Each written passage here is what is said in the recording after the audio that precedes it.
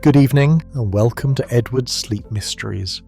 I'm Edward, and tonight's story begins not with urgency, but with calm. Sleep prefers a gentle entrance, never a sudden one. If you wish, you may share in the comments whether you stay awake to the very end, or fall asleep before the mystery is complete. You're warmly invited to subscribe if these stories have found a home in your evenings. Now, settle back, and let the mystery melt into dreams. Chapter 1. A town well practiced in looking away. There are towns in England, and perhaps you know them, dear reader, which pride themselves not upon what they possess, but upon what they have learned to overlook. Fairley Cross was precisely such a place, nestled in a gentle valley, where the River Wythe made its modest progress through meadows that had known the same families for generations beyond counting. It was a town of grey stone cottages with slate roofs that gleamed silver after rain, of narrow lanes that bent according to no particular logic save that of centuries, and of inhabitants who valued, above all earthly considerations save perhaps their immortal souls, the blessed virtue of composure. December had arrived with its customary mixture of damp and determination, and Fairley Cross had responded as it always did, with an exhibition of seasonal preparation that was both thorough and entirely predictable. The greengrocer, Mr. Pettigrew, had arranged his wares with mathematical precision, placing the holly and ivy in positions calculated to suggest abundance without vulgarity. The draper, Mrs. Caldwell, had displayed lengths of red ribbon in her window, with such exact symmetry that one suspected she employed a spirit level in her arrangements. Even the geese, fattening in the yards behind the public houses, seemed to understand their role in the established order of things, and went about their business with appropriate gravity. It was into this scene of cultivated orderliness that we must introduce our principal figures, though to say we introduce them suggests a fanfare quite foreign to their natures. They were not persons who thrust themselves forward, but rather those who appeared precisely where they were needed, as quietly and reliably as the dawn. Mr. Daniel Rooke was such a one. He served as assistant to Mr. Cornelius Thwaite, the town notary, a position which required exactitude of pen, discretion of manner, and an almost supernatural ability to locate documents that other persons had mislaid. Mr. Rooke possessed all these qualities in abundance, though he was not yet 30 years of age.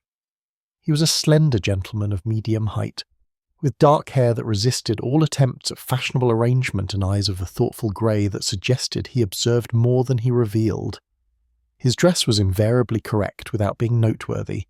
Black coat, modest waistcoat, collar points that neither soared ambitiously nor drooped in defeat. He walked to the notary's offices each morning at precisely 8:30, and he departed each evening at 6, varying his route only when weather made the usual path impassable. What distinguished Mr. Rooke, if one may speak of distinction in connection with so deliberately unremarkable a person, was his readiness to be of service. He would retrieve a dropped parcel before its owner had fully registered the mishap. He would offer his umbrella to a lady caught in sudden rain, then walk home through the downpour as though water were his natural element. He would remain at his desk until whatever hour proved necessary to complete work that others had abandoned or forgotten. Yet he performed these kindnesses with such absence of ceremony that persons often forgot to thank him, and he seemed to prefer it thus. Then there was Mrs. Adelaide Morven, a widow of some 45 years whose late husband had left her comfortably situated, and whose manner suggested she considered this no more than her natural due. She resided in Orchard House, a handsome dwelling of Elizabethan origins that stood at the respectable edge of the village green, commanding views that allowed her to observe comings and goings with scientific regularity. Mrs. Morven was tall, upright, and possessed of that particular assurance which comes from having one's opinions regularly confirmed by the agreement of others. She wore her authority lightly, as truly powerful persons often do, and Fairley Cross had long since learned that an invitation to Orchard House was both an honour and, in its way, an assessment. Her Christmas gatherings were institutions of local significance. To be invited suggested one had achieved or maintained a certain standing. To be excluded implied no particular disgrace, merely that one had not yet fully arrived. Mrs. Morven managed these distinctions with the delicacy of a diplomat and the efficiency of a general. Our third figure of note was the Reverend Lionel Brace, who had ministered to the spiritual needs of Fair Lisa Cross for more than 20 years. He was a gentle soul who believed with touching sincerity that harmony among his parishioners was not merely desirable but achievable, and that his role was to facilitate this harmony through judicious encouragement and the strategic avoidance of topics that might prove divisive.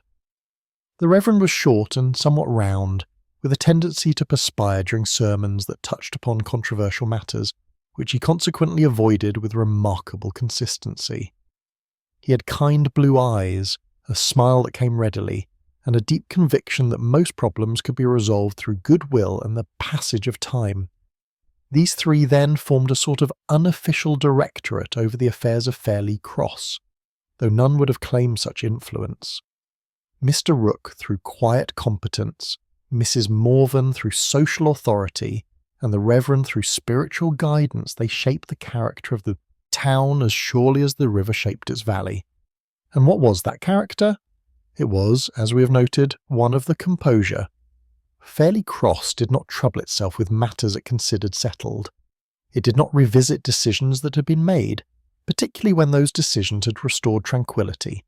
It had learned, over generations, that certain things were better left unexamined, certain questions better left unasked, and certain memories better left to fade into the comfortable obscurity of the past. This was not, the town would have insisted, a matter of dishonesty. It was rather a recognition that perfect justice and perfect peace were not always compatible companions, and that a community might reasonably choose the latter when the former proved elusive. Fairley Cross had made such choices before. It would, in all likelihood, make them again. But as Christmas approached in that particular year, as garlands appeared on familiar doorways and the church prepared for services that would proceed without disturbance, none could have guessed that the town's long-practiced art of looking away was about to face its sternest examination. For there are some things, dear reader, that insist upon being seen, and some seasons when the past declines to remain quietly in its place. The stage was set, though none of the players knew it yet. The mystery, if we may call it such, was not one of sudden violence or dramatic revelation, but of something far more common and perhaps more unsettling, the slow recognition of what has always been there, waiting patiently to be acknowledged. Chapter 2. The incident noted, then set aside. Christmas Eve arrived in Fairley Cross with that peculiar mixture of anticipation and relief which attends the conclusion of long preparations. The weather had turned cold but remained mercifully dry, allowing those who must venture out for final errands to do so, without arriving at their destinations in states of dampness that would require explanation and apology. By afternoon, the shops had closed their doors with a finality that suggested they would remain so until the world itself had fundamentally altered, and the inhabitants of the town had retired to their firesides to attend to the serious business of festive celebration. At Orchard House, Mrs. Adelaide Morven surveyed her drawing-room with an expression of cautious satisfaction. The evergreen boughs had been arranged with precision along the mantelpiece. The candles stood ready in their holders like soldiers awaiting the command to illuminate, and the refreshment table bore an array of offerings calculated to demonstrate hospitality without suggesting extravagance. Mrs. Morven did not believe in vulgar display, but neither did she believe in false modesty. Her gatherings were known throughout the district as models of correctness, and she intended this Christmas Eve reception to maintain that reputation. The guests began to arrive as dusk settled over the valley, each couple or individual greeted with precisely calibrated warmth. The Reverend Brace appeared punctually, his round face glowing with seasonal goodwill and the exertion of walking briskly up the hill, and Mrs. Lambert followed shortly after, he with the satisfied air of a man whose affairs prosper, she with the quieter contentment of one who has learned not to question good fortune too closely. Miss Eleanor Finch, a lady of uncertain years who devoted herself to parish charitable works, entered with her customary diffidence, as though apologising for her own existence. Others came in their turn, until the drawing-room contained that particular assembly which Fairlie's Cross recognised as its better sort, though none would have phrased it quite so boldly, Mr. Daniel Rook arrived last, as was his custom, slipping into the gathering with such unobtrusive grace that several persons later could not recall the moment of his entrance. He accepted a glass of punch from the servant, positioned himself near the window where he might observe without being observed, and settled into that attitude of polite attention which he had perfected over years of social necessity. The conversation proceeded along well-established channels. The Reverend spoke warmly of the morning service to come, emphasising those aspects of the Christmas message which occasioned no controversy. Mr. Lambert offered observations on agricultural prospects for the coming year, managing to suggest optimism without committing himself to predictions that might later prove embarrassing. Mrs. Morven moved among her guests with the skill of a practised hostess, introducing topics when conversation faltered, redirecting discussions when they threatened to become too particular, and generally maintaining that atmosphere of pleasant cordiality which was her particular gift. It was perhaps 8 o'clock, when the gathering had achieved that comfortable warmth which comes from good company and adequate refreshment, that the incident occurred. Mr. Geoffrey Whitmore, a gentleman of advancing years who had spent his working life as a surveyor, and who now occupied his retirement with an enthusiasm for local history that his neighbours found alternately charming and tedious, had been speaking with increasing animation about certain property records he had recently examined. This was not unusual. Mr. Whitmore often spoke about property records, boundaries, ancient rights of way, and other matters that caused eyes to glaze and attention to wander. Most persons had learned to nod at appropriate intervals while thinking of other things entirely, but on this evening Mr. Whitmore produced from his coat pocket a document, yellowed with age and folded with the precision that suggested it had been kept with care. He held it aloft with something approaching triumph, declaring that he had at last located the original receipt, an accompanying note relating to the Hartley Lane transfer of 1843, a matter which he had been investigating for reasons he did not pause to explain. The effect upon the room was immediate and remarkable. Conversation did not precisely cease, but it altered in character, becoming at once more careful and less sincere. Smiles remained fixed upon faces, but lost their warmth. Eyes that had been meeting openly now found reasons to examine the carpet, the ceiling, the pattern on the wallpaper. Mrs. Morven moved forward with admirable composure, her expression suggesting mild interest rather than the alarm which more perceptive observers might have detected in the slight rigidity of her shoulders. She approached Mr. Whitmore with her most gracious smile and spoke in tones of gentle reasonableness. "How very diligent you are, Mr. Whitmore, in your historical researches.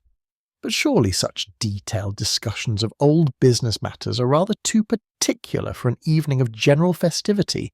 Perhaps we might examine your discovery another time, when those with specific interest might give it proper attention."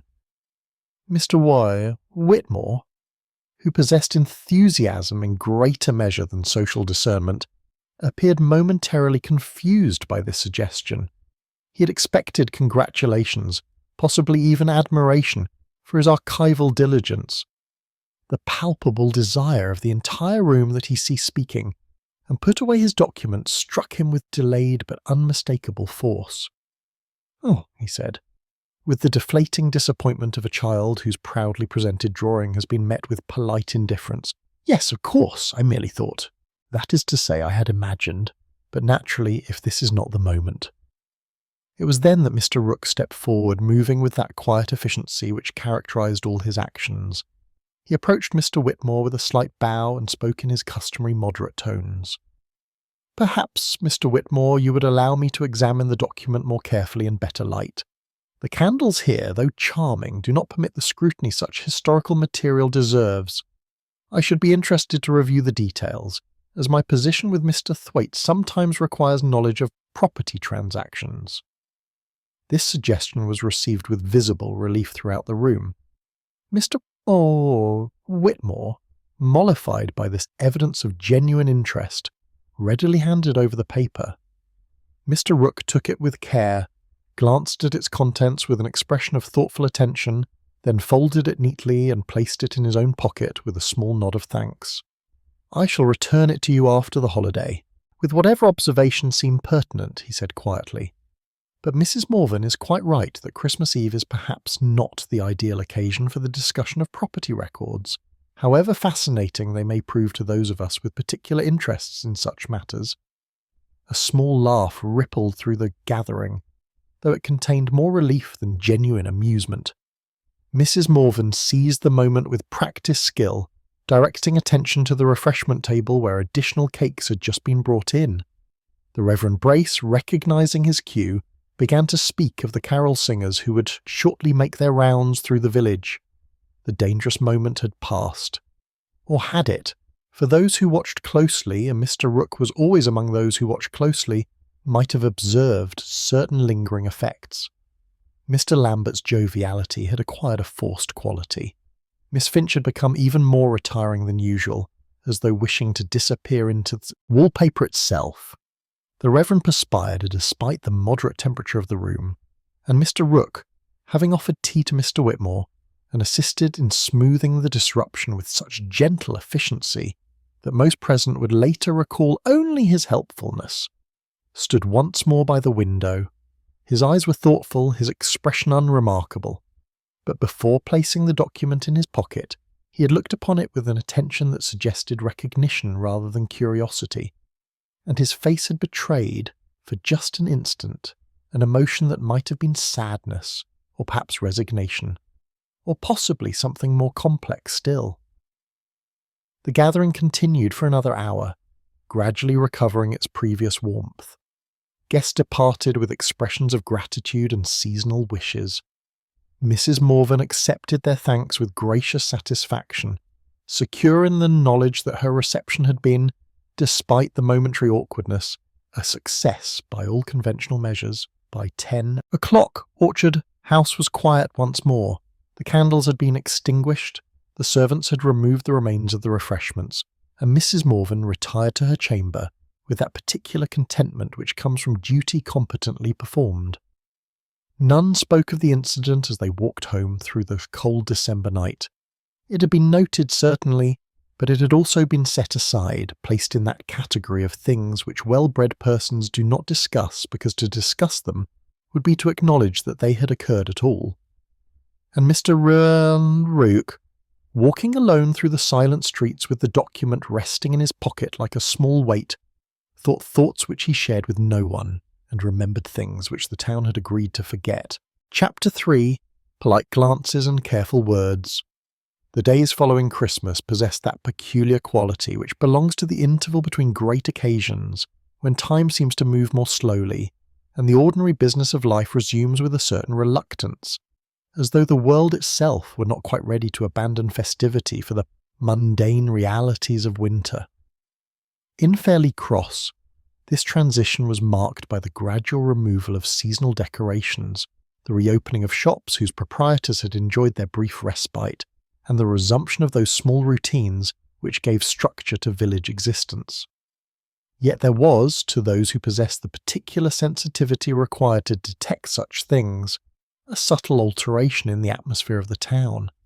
It was nothing that could be named precisely, nothing that would have survived articulation in plain language, but rather a quality of guardedness in conversation, a tendency for sentences to be completed with particular care, and a remarkable frequency with which certain topics arose only to be gently redirected before they could develop into anything resembling detailed discussion. Mr. Daniel Rook, whose profession had trained him to observe the spaces between words as carefully as the words themselves, noted these shifts with the quiet attentiveness that characterized his nature. He observed them first in the offices of Mr. Thwaite, where clerks who normally exchanged pleasantries with comfortable familiarity now seemed to measure their remarks with unusual precision. "A fine Christmas, I trust, Mr. Rook?" young Timothy Marsh had inquired on the morning after Boxing Day, with that slightly excessive cheerfulness which suggests a determination to confine conversation to safe territory. "Most agreeable, thank you," Mr. Rook had replied, matching the younger man's tone with practised ease. "And yours?" "Oh, Quite satisfactory indeed. Family gathering, The usual sort of thing, nothing out of the ordinary, all very pleasant and, well, ordinary. The repetition, the emphasis, the slight anxiety in Timothy's eyes as he spoke, these were the small signals by which Mr. Rook understood that the incident at Mrs. Morven's reception had become known throughout the village, translated by that mysterious mechanism through which news travels in small communities even when no one admits to discussing it. He encountered similar phenomena throughout the following days. In the greengrocer's shop, where he purchased apples for his modest lodgings, he overheard two ladies discussing parish matters, in tones that suggested they were speaking of one thing while thinking of another entirely. "The distribution of winter charity proceeds well, I understand," the elder of the two remarked, examining a cabbage with unnecessary intensity. "Indeed, Mrs. Fletcher. Most efficiently managed. No complications whatsoever. All quite straightforward and proper. One is grateful when matters are properly arranged, when past decisions prove sound." "Quite so. Though of course one cannot always account for, that is to say, sometimes questions arise that. But naturally, if all was done correctly at the time." "Precisely. If all was done correctly." The conversation trailed away into significant silence, and both ladies became suddenly aware of Mr. Rook's presence. They greeted him with exaggerated warmth, inquired after his health with touching concern, and departed the shop with an alacrity that suggested relief. Walking through the village in the grey afternoon light, Mr. Rook observed other manifestations of this curious collective discomfort. Neighbours who typically stopped to exchange observations on weather and local affairs now offered brief nods and hurried on their way. Mrs. Caldwell, the draper, whose shop served as an informal centre of village intelligence, appeared uncharacteristically distracted when he entered to purchase writing paper and spoke in generalities where she might normally have offered detailed commentary on recent events. Even the Reverend Brace encountered it on the steps of the church where Mr. Rook had gone to return a borrowed volume on parish history, displayed an unease quite foreign to his normally placid demeanour. The good clergyman perspired despite the cold, and his customary smile flickered uncertainly as though unsure of its welcome. "Ah, Mr. Rook, returning the Fenwick volume, I see. I trust you found it informative?" "Most illuminating, Reverend, particularly the chapters concerning property arrangements in the previous century." The Reverend's expression suggested a man who has bitten into what he expected to be a sweet cake and discovered salt. He recovered himself admirably, but not before Mr. Rook had observed the flinch. "Yes, well, historical matters are always, that is to say, they provide context for, though of course one must be cautious about drawing, parallels between past circumstances and present, situations. The past is another country, as they say, though I'm not certain who they are precisely." "Indeed, Reverend, though sometimes the past proves less distant than we might wish, so quite. Though distance can be a blessing, can it not? Perspective, you'll understand, allows one to see things in proper proportion, not to become too, entangled in matters that have been, which is to say, that were resolved, as matters generally are, given time and goodwill." The Reverend concluded this somewhat tortured observation with a hopeful smile, as though seeking confirmation that his meaning, however imperfectly expressed, had been understood. Mr. Rook offered a slight bow and a murmur of agreement that committed him to nothing, and took his leave. But it was in his encounter with Mrs. Morven herself that the true character of the village's collective response became most apparent. He met her, quite by chance on the third day after Christmas, as he walked past the village green in the late afternoon. She was emerging from the lending library, a formidable institution which she had personally established and which operated according to principles that reflected her particular views on suitable reading matter. "Mr. Rook," she greeted him with her customary assurance, though he detected a slight sharpening of her gaze, a fractional stiffening of her posture. "I trust the season continues to treat you well." "Most kindly, Mrs. Morven. And yourself?" "Adequately, thank you. I have been reflecting on our gathering Christmas Eve. A success, I believe. despite a certain, shall we say, momentary awkwardness. Your hospitality was, as always, impeccable. You are gracious to say so, and I must thank you for your assistance in managing that small difficulty. Poor Mr. Whitmore, so enthusiastic about his researches. One admires dedication to historical inquiry naturally, though. Timing and context are everything, are they not? They are indeed. The document he produced, I trust it proved to be nothing of particular significance. The question was asked lightly, but Mrs. Morven's eyes held his with an intensity that belied her casual tone. Mr. Rook met her gaze steadily, his own expression revealing nothing. It concerned the Hartley Lane transfer, as Mr. Whitmore indicated, a property matter from 1843. Ah, yes. Ancient history, then. All properly concluded, I should imagine, and of interest only to those with antiquarian inclinations. Mr. Whitmore shall have it back, I presume? In due course, certainly. Of course, of course. Though one wonders if such old papers serve any useful purpose beyond satisfying historical curiosity. The matter was concluded satisfactorily, I believe. All parties were content with the arrangement. At least no formal objections were raised at the time. One may be content without being fully satisfied, Mrs. Morven, and silence is not always the same as consent. The words emerged before Mr. Rook had quite intended to speak them, and he observed their effect with something between regret and curiosity. Mrs. Morven's expression hardened almost imperceptibly, like water beginning to freeze. You speak in abstractions, Mr. Rook, but abstractions are dangerous things. They invite speculation where clarity once existed. They disturb settlements that have brought peace. I am sure you understand the value of peace. I understand its price, certainly. They regarded one another for a long moment. Two persons speaking carefully around the edges of something neither wished to name directly.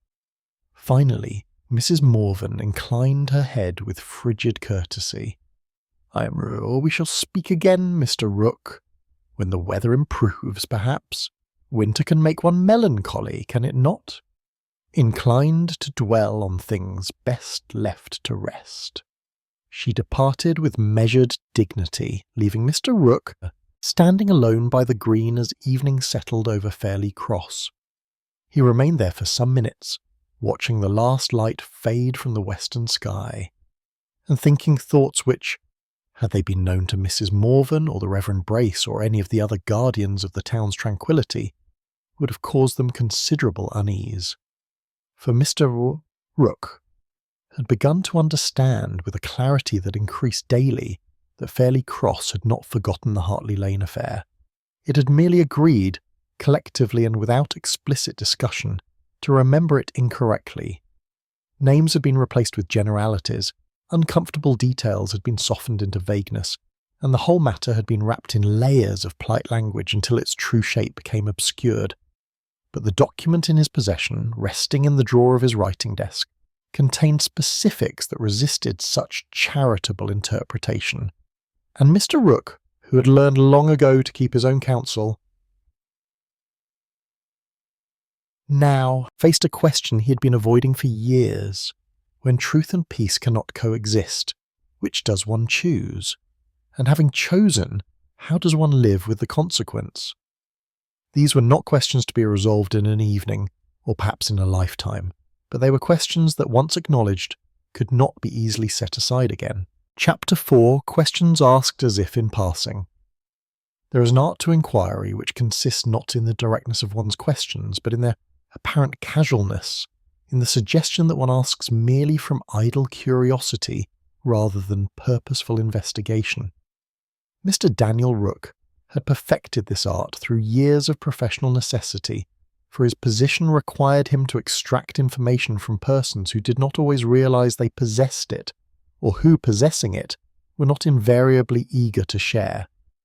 He understood that the surest way to close a door was to appear too eager to enter it, and that the most valuable intelligence often emerged not in response to direct interrogation, but in the spaces between formal discourse, when persons believed themselves to be speaking of nothing in particular.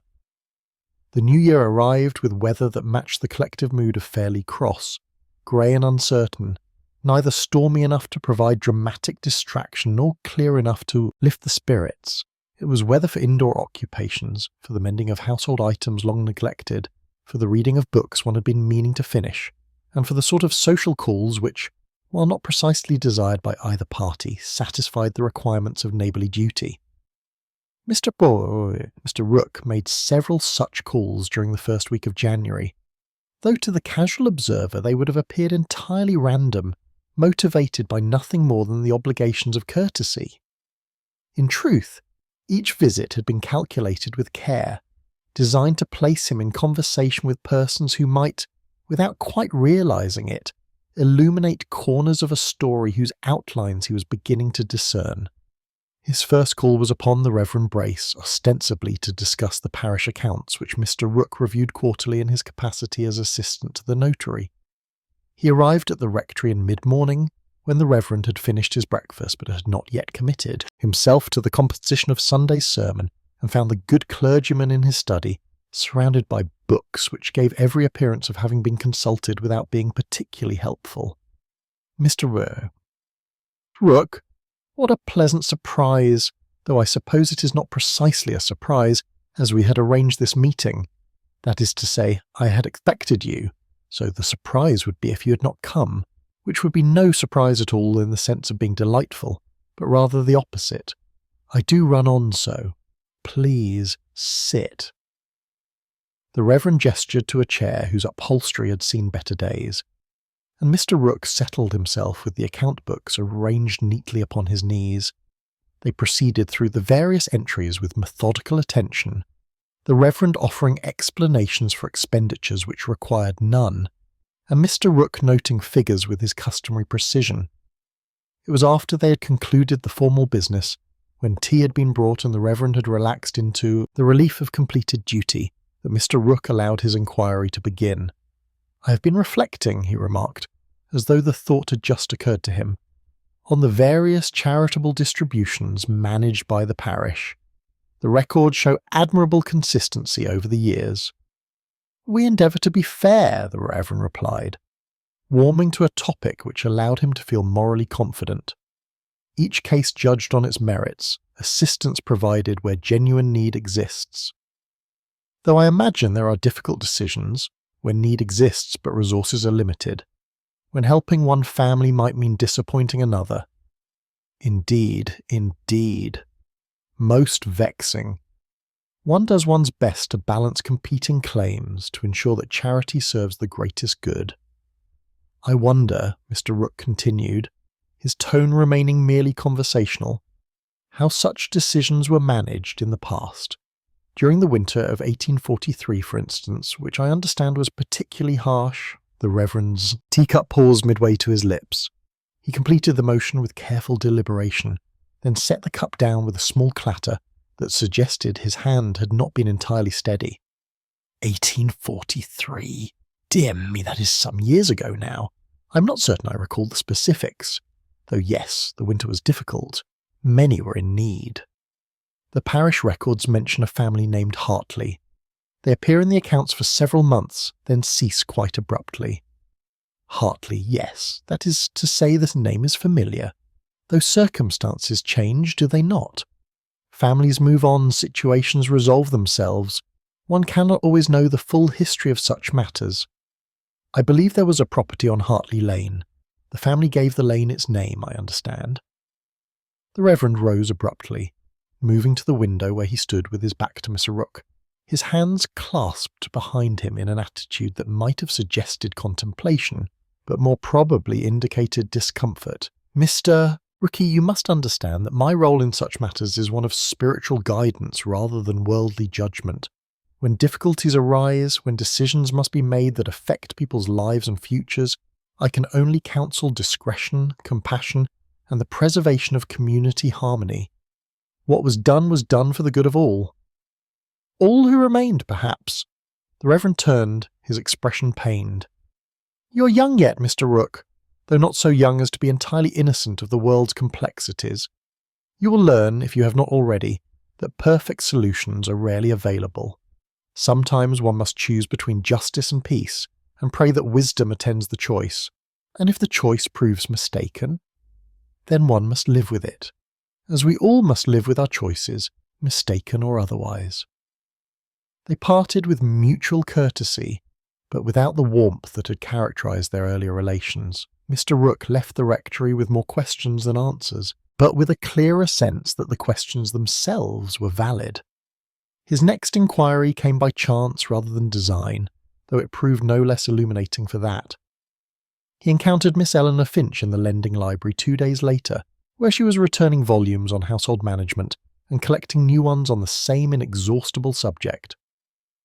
Miss Finch possessed that particular diffidence common to unmarried women of moderate means and uncertain position, who have learned to make themselves useful without becoming burdensome, and whose opinions are frequently solicited but rarely heeded.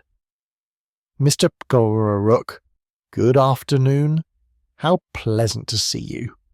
Though I suppose one sees everyone eventually in the library, it being the centre of our intellectual life, as Mrs. Morven often observes. Though I am not certain my reading qualifies as intellectual, being mainly practical matters of household economy.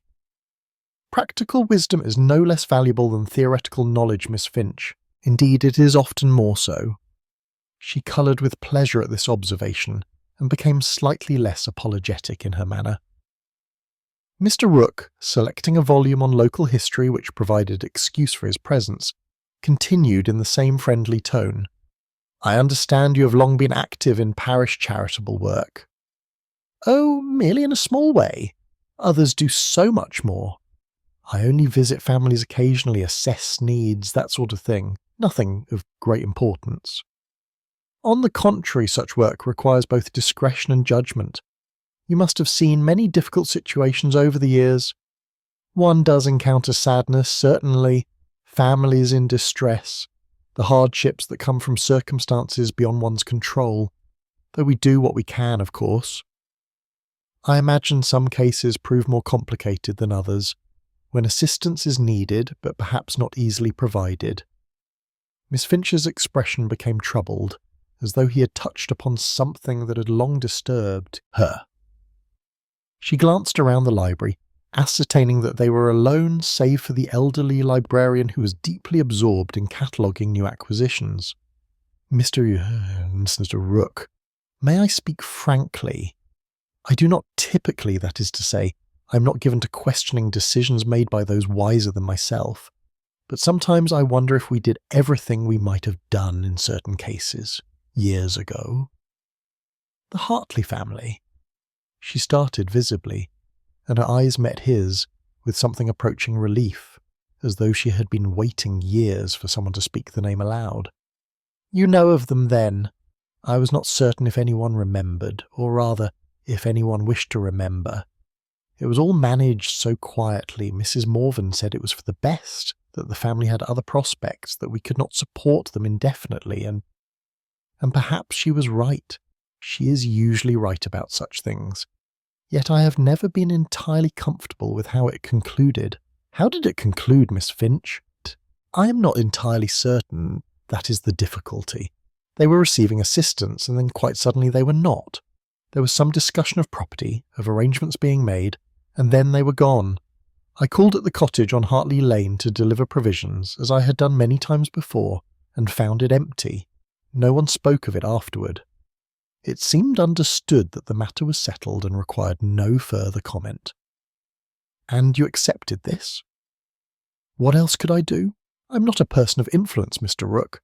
I have learned to defer to those who bear the responsibility of difficult decisions.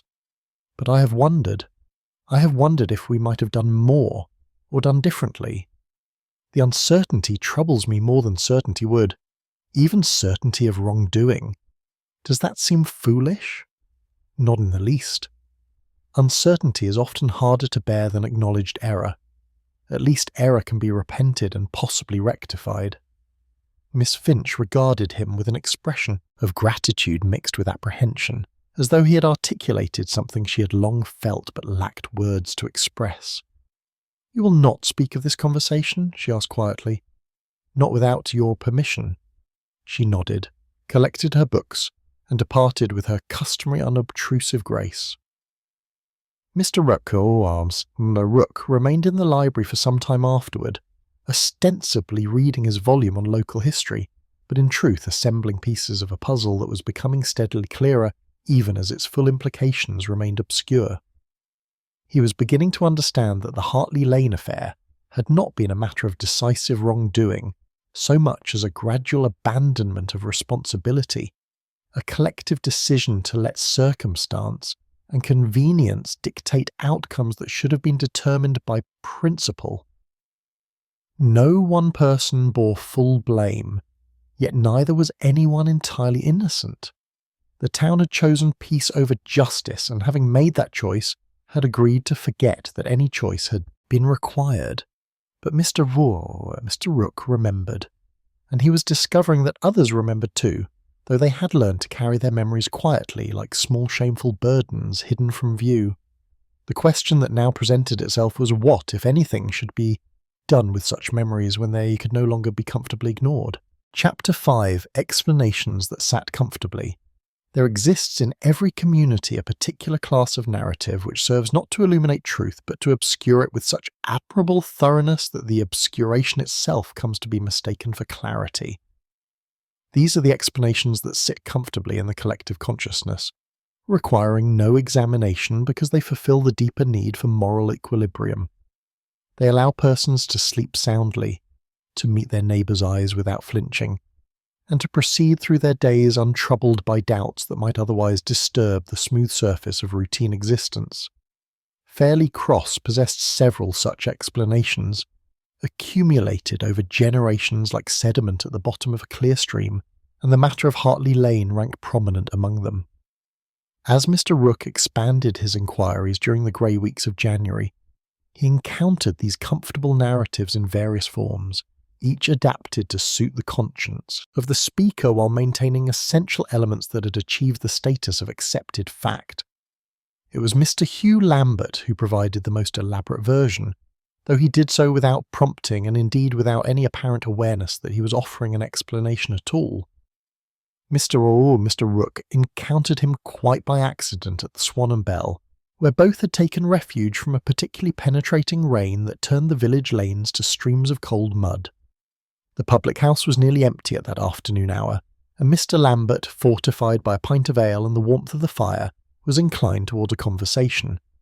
"Filthy weather," he observed, settling himself at the table where Mr. Rook had been attempting to read the weekly newspaper. "Though one cannot complain over much, the land needs water, after all, even if it arrives in forms that inconvenience our personal comfort. The farmer must think of his crops before his dry feet, eh?" Mr. Rook agreed that indeed the case, and Mr. Lambert, having established this philosophical foundation, proceeded to build upon it with the confidence of a man whose prosperity has convinced him of his own wisdom. "I was recalling just yesterday," he continued, though no one had asked him to recall anything, "how different things were when I first acquired the Hartley Lane property. 20-odd years ago now, though it seems both yesterday and a lifetime. The land was neglected, you understand, the cottage falling into disrepair. No proper husbandry for years. A sad situation, but not an uncommon one. The Hartley family," Mr. Rook ventured quietly, "had lived there for some time, I believe." "Oh, generations, certainly. But you know how it is with some families. Decline sets in. Poor management, unfortunate habits, lack of initiative. The father had died, leaving a widow and children in circumstances that could not be sustained. Tragic, naturally, but one cannot fight the tide of circumstance with sentiment alone. They required assistance, I understand. The parish did what it could, very generous in fact, but there are limits to charity, are there not? One cannot support a family indefinitely when they show no capacity for self-sufficiency, and the property itself had become a burden they could not maintain. The roof leaked, the fields lay fallow, it was clear they would need to make other arrangements. And so the property was transferred to your ownership." Mr. Lambert's expression suggested mild surprise that this conclusion required stating, as though the logic of the situation made any other outcome inconceivable. A mutually beneficial arrangement. I had the means to restore the property to productivity. They received fair compensation which allowed them to establish themselves elsewhere, in circumstances more suited to their abilities. Everyone gained. I have often thought it an admirable example of how practical charity operates. One provides opportunity rather than perpetual dependence. The family agreed to this transfer willingly?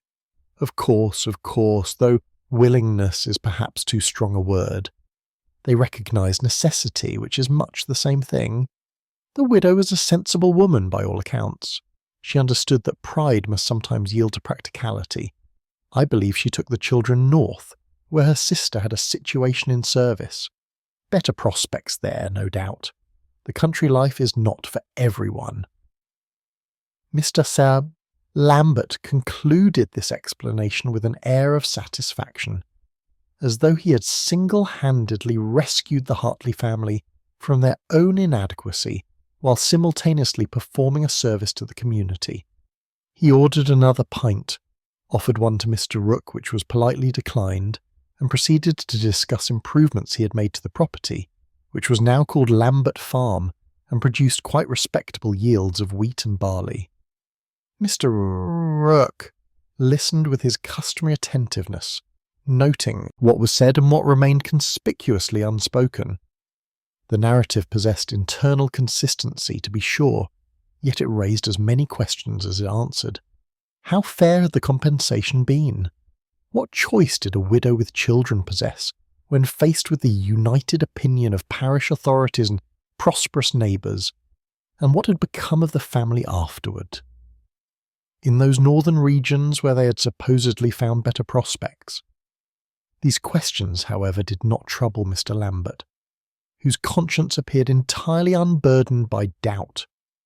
He had acted reasonably, according to the conventions of his class and time.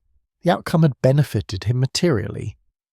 But had it not also benefited others, or at least had it not spared them from worse fates?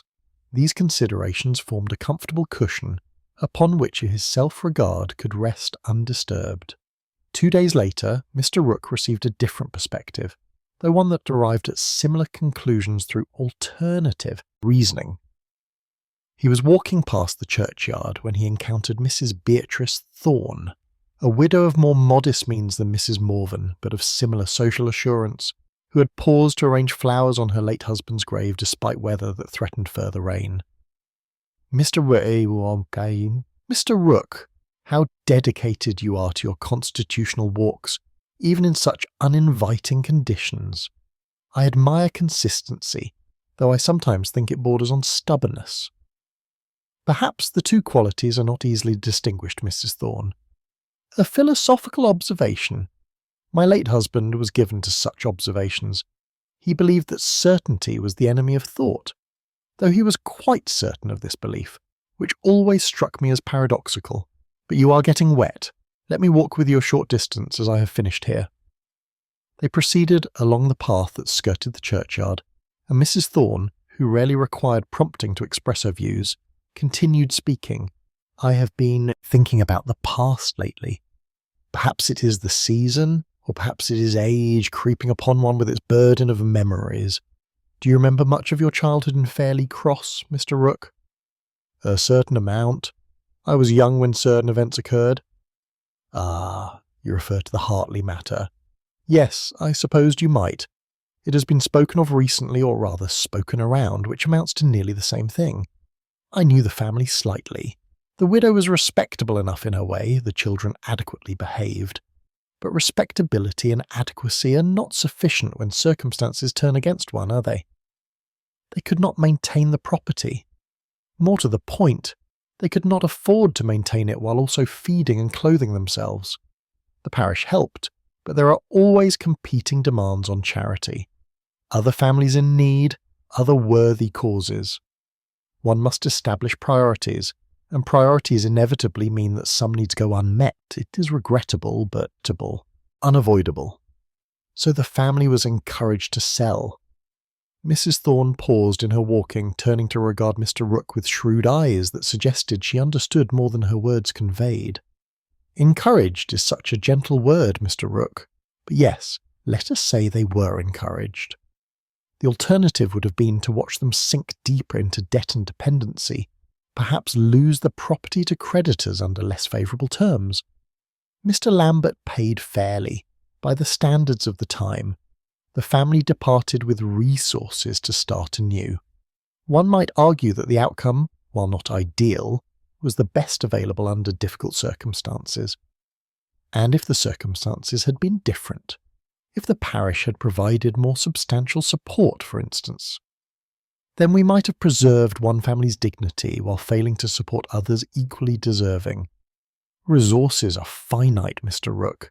Compassion, admirable though it may be, must operate within constraints of practical reality. We did what we could, and what we did was not nothing. That it was also not everything should surprise no one who understands how the world actually functions. Mrs. Thorne's explanation possessed a different quality than Mr. Lambert's. Where his had been self-congratulatory, hers was pragmatic, almost defiant. She did not claim virtue so much as deny culpability. The world was harsh, choices were limited, and one did what circumstances permitted. To expect more was to indulge in sentimentalism that served no practical purpose. Yet Mr. de Rook noted that both explanations, different as they were in tone, served the same essential function. They allowed the speakers to accept what had occurred without being troubled by it.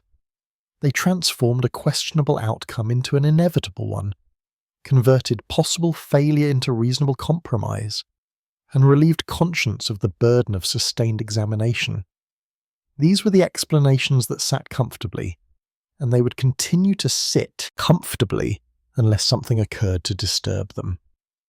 Mr. Rook walked home through the gathering dusk, his mind occupied with the recognition that comfortable explanations were not necessarily false, but neither were they necessarily complete.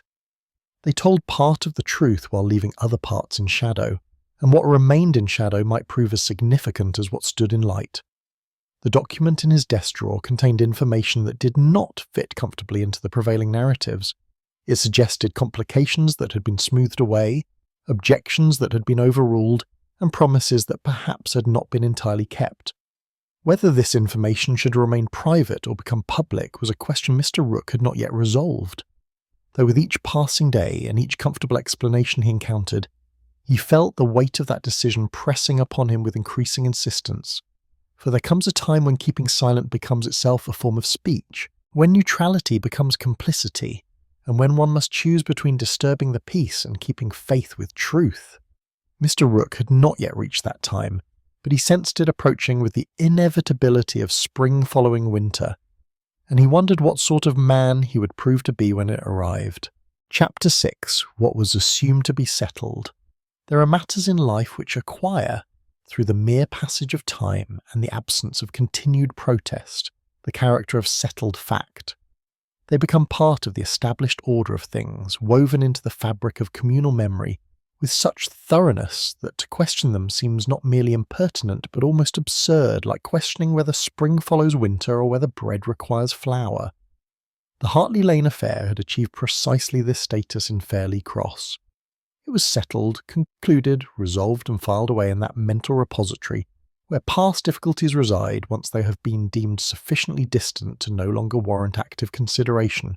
Yet Mr. Daniel Rook, alone in his modest rooms above the stationer's shop where he had lodged these 7 years, found himself unable to accept this settlement as final. The document which Mr. Whitmore had so inopportunely produced and which now rested in the locked drawer of Mr. Rook's writing desk possessed qualities that resisted comfortable interpretation. It was not what the document said precisely, but what it failed to say, what it implied through omission and suggested through careful phraseology, that troubled him during the long January evenings when darkness fell early and the wind rattled the window panes with persistent melancholy. He had taken to reviewing the parish records after hours, when Mr. Thwaite had departed, and the offices stood silent save for the ticking of the clock and the occasional creak of settling timbers. The notary kept meticulous files, as was proper to his profession, and Mr. Rook's position allowed him access to documents that spanned decades of local transactions. What he sought, he could not have articulated with precision. Perhaps it was merely context, the surrounding circumstances that would illuminate the central event. Perhaps it was confirmation of suspicions he scarcely admitted to himself. Or perhaps it was something else entirely, some understanding that lay beyond the reach of recorded fact. The property transfer itself was documented with apparent completeness. Dated the 14th of March, 1843, it recorded the sale of 3 acres of land and 1 cottage from Mrs. Elizabeth Hartley to Mr. Hugh Lambert for the sum of £42.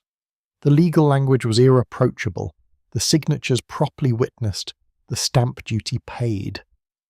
Nothing in the document itself suggested irregularity. Yet Mr. Rook had spent sufficient years in the notary's service to recognise what a document should contain, and certain expected elements were conspicuously absent. There was no solicitor listed as representing Mrs. Hartley's interests, though such representation was customary in property transactions of this nature. There was no reference to independent valuation of the land, though the price struck Mr. Rook as remarkably modest for 3 productive acres, so conveniently situated, and there was no indication of how Mrs. Hartley intended to use the proceeds, though such information typically appeared in the form of acknowledgement that the seller's circumstances were thereby adequately addressed.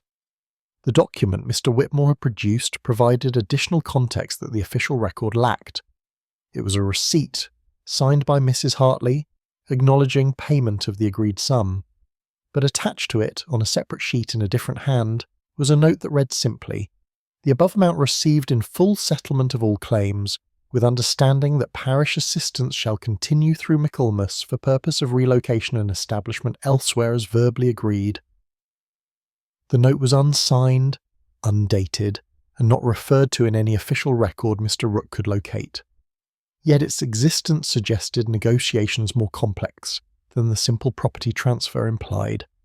It spoke of claims, plural, though what those claims might have been was not specified. It referenced verbal agreements, though what had been agreed verbally had not been committed to writing, and most significantly it mentioned continued parish assistance through Michaelmas, which fell in late September. Mr. Rook consulted the parish account books for the relevant period.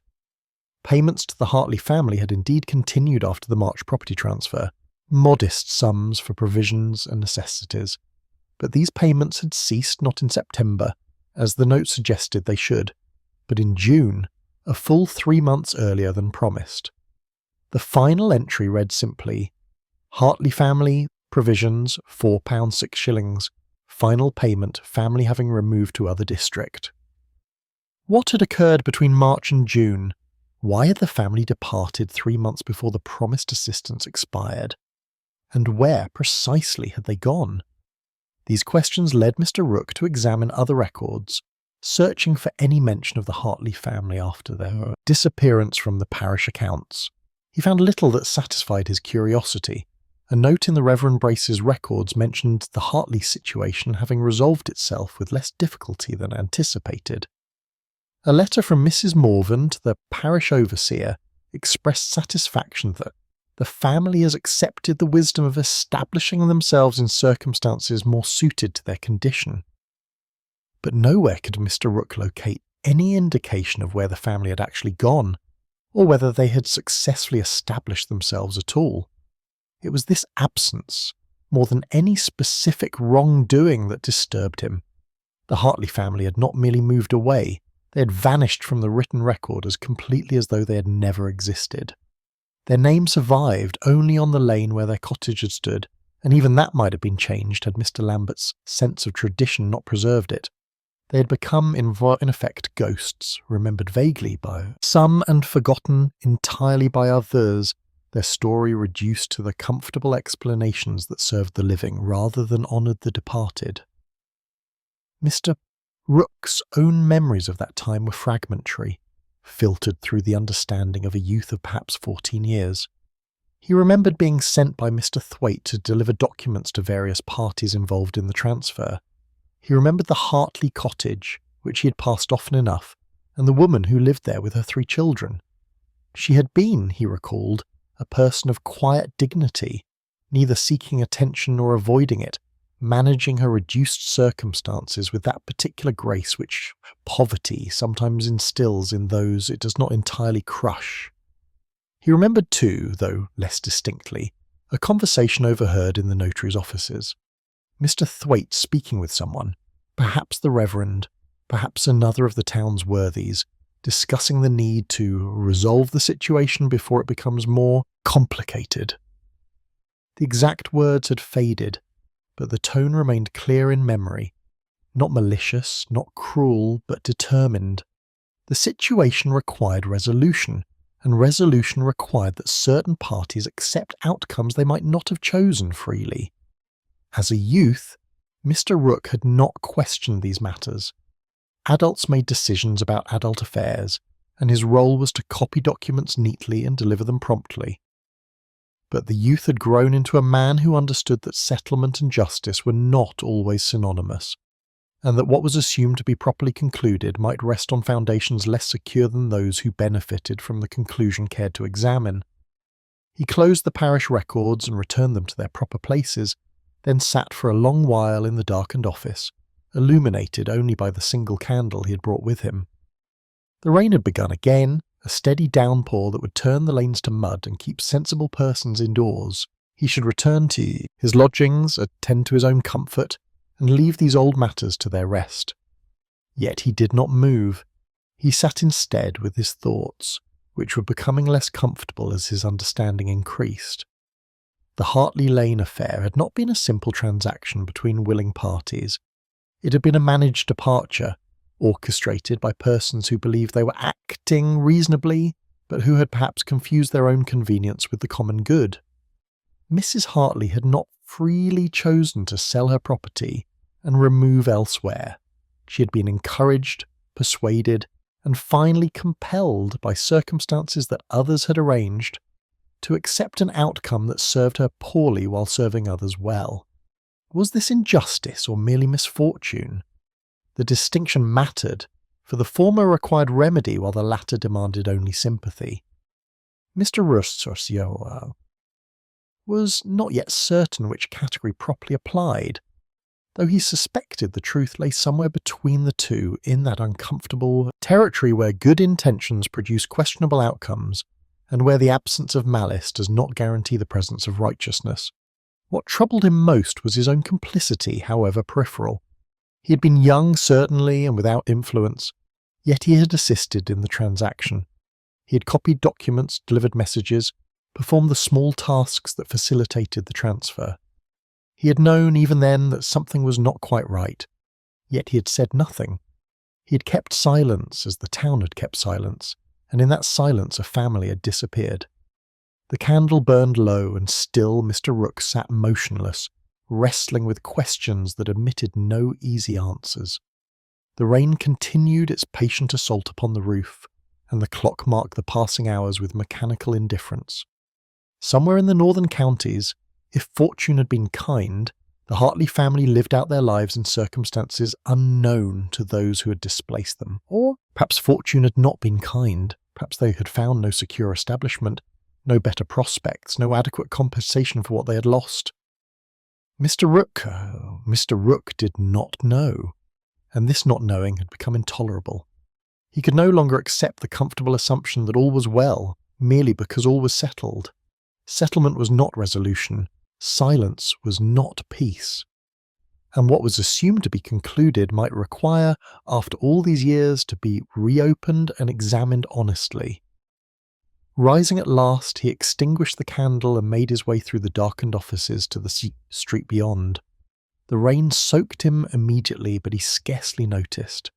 His mind was occupied with a decision that was forming despite his hesitation, a recognition that some matters, once seen clearly, cannot be unseen, and some responsibilities, once acknowledged, cannot be declined. The Hartley Lane affair was not settled after all. It had merely been set aside, waiting patiently for someone to disturb its false rest and demand that truth be spoken even when speaking proved inconvenient. That someone, Mr. Rook understood with weary certainty, would have to be himself. Chapter 7. An Older Season. Poorly Remembered. Memory, that curious faculty which preserves some moments with crystalline clarity while allowing others to fade into comfortable vagueness, possesses a particular quality when it concerns events we would prefer to forget. It does not erase such events entirely, for that would be too simple and too merciful. Instead, it softens their edges, blurs their details, and surrounds them with a haze of uncertainty that makes precise recollection seem both impossible and unnecessary. Thus does the mind protect itself from truths that sit uneasily with the image we maintain of ourselves and our communities. The winter of 1842 had been harsh beyond the memory of Fairley Cross's eldest inhabitants. Snow had arrived in November and remained through March, transforming the valley into a landscape of frozen beauty that concealed beneath its white surface the creeping hardship of those whose circumstances left little margin for endurance. Coal grew dear, provisions dearer still, and the cold itself seemed to possess a malevolent intelligence, seeking out weakness in cottage walls and mortal constitutions with impartial cruelty. Mr. Rook's memories of that season had, until his recent investigations prompted their examination, existed in the same indistinct state that characterized most persons' recollections of difficult times. He remembered cold, certainly. He remembered his mother adding water to the soup to make it stretch further. He remembered Mr. Thwaite speaking gravely of hard times and necessary economies, but these were general impressions rather than specific recollections, the sort of memories that could apply to any difficult winter rather than this particular one. Now, however, as he deliberately excavated that buried time, specific incidents began to emerge with surprising clarity. He had been 14 that winter, old enough to understand hardship, but young enough to be largely insulated from its worst effects. His position as apprentice to Mr. Thwaite, while unpaid in formal terms, provided him with security and prospects that so many families lacked. He had observed the suffering of others without fully comprehending its dimensions, in the way that youth often witnesses adult difficulties as though watching a theatrical performance whose significance they cannot entirely grasp. The Hartley family had lived then in the cottage that still bore their name, though the cottage itself had been substantially rebuilt by Mr. Lambert in the years since. Mr. Thomas Hartley had died the previous summer, leaving his widow Elizabeth with 3 children, Sarah aged 12, James aged 9, and little Margaret aged 6. Mr. Rook remembered them chiefly as a quartet glimpsed occasionally in the village, the mother walking with steady purpose despite obvious poverty, the children adequately clothed but bearing that pinched look which insufficient food produces in growing bodies. The death of Mr. Hartley had removed the family's primary source of income, and modest though it had been. He had worked as a labourer, taking whatever employment offered itself, and his absence left a void that neither parish charity nor the widow's own efforts at taking in washing could adequately fill. By midwinter their circumstances had become desperate, in that quiet, uncomplaining way that made their suffering easier for others to overlook. Mr. Rook remembered now a conversation in Mr. Thwaite's offices. It must have been January or early February, for the snow lay deep outside the windows, and the fire in the grate did little to dispel the pervading cold. The Reverend Brace had called, along with Mrs. Morven, to discuss parish business. Mr. Rook had been copying documents at his desk in the corner, present but beneath notice, as clerks and apprentices often were. The Hartley situation grows increasingly difficult, the Reverend had said, his voice carrying the troubled tone of one who faces a problem without clear solution. The woman applies each week for assistance, and we provide what we can, but our resources are stretched uncommonly thin. There are other families in similar straits. How much longer can the parish sustain such payments? Mrs. Morven had inquired, her practical nature asserting itself as it invariably did. Not indefinitely, surely. There must be some resolution. The woman has 3 children to feed, Mr. Thwaite had observed mildly. One cannot simply cess assistance and leave them to starve. No one suggests such heartlessness, Mrs. Morven had replied, with a slight sharpness that suggested she felt the implication unfair. But neither can sentiment override practical necessity. The family possesses property, does it not? The cottage and some acres. "Mortgaged, I believe," the Reverend had said. "Or very nearly. The late Mr. Hartley was not, I fear, skilled in financial management." Then perhaps Mrs. Morven had continued, with the air of one proposing a solution that should be obvious to all reasonable persons. The family might be encouraged to sell the property, clear any debts, and establish themselves in more manageable circumstances. There must be relatives who could assist them, situations that could be secured. A silence had followed this suggestion, not the silence of agreement, but rather of persons considering implications they did not wish to examine too closely. Mr. Rook, bent over his copying, had felt the quality of that silence even then, though he had lacked the understanding to interpret it fully. "The property is not without value," Mr. Thwaite had said eventually, in tones that suggested careful consideration.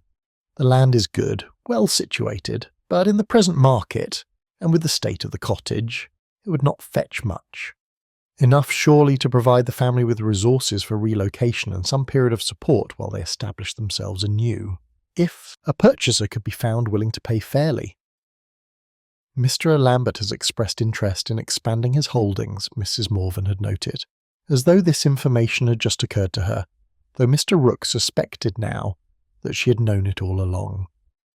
"The Hartley Lane property adjoins his western boundary. It would be a logical addition to his estate."